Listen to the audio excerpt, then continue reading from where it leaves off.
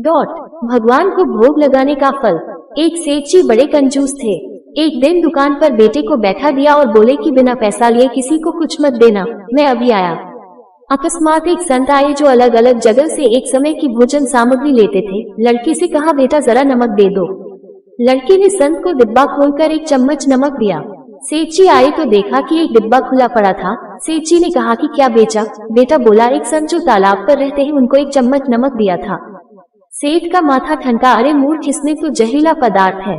अब सेठ जी भागकर संत जी के पास गए। संत जी भगवान के भोग लगाकर थाली लिए भोजन करने बैठे ही थे। सेठ जी दूर से ही बोले, महाराज जी रुकिए, आप जो नमक लाए थे वो जहरीला पदार्थ था, आप भोजन नहीं करें।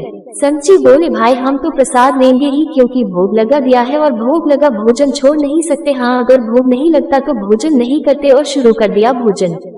सेठ जी के होश उड़ गए, बैठ गए वहीं पर। रात पड़ गई, सेठ जी वहीं सो गए कि कहीं संत जी की तबीयत बिगड़ गई तो कम से कम वैद्य जी को दिखा देंगे तो बदनामी से बचेंगे।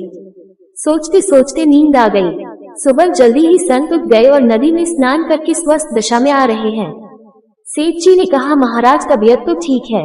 संत बोले, भगवान की कृपा है। कहकर मंदिर खोला तो देखते हैं कि भगवान के श्री विग्रह के दो भाग हो गए, शरीर काला पड़ गया। अब तो सेठ जी सारा मामला समझ गए कि अटल विश्वास से भगवान ने भोजन का जहर भोग के रूप में स्वयं ने ग्रहण कर लिया और भक्त को प्रसाद का ग्रहण कराया। सेठ जी ने घर आकर बेटे को घर दुकान संभला दी और स्वयं भक्ति करने संत की शरण में चले गए।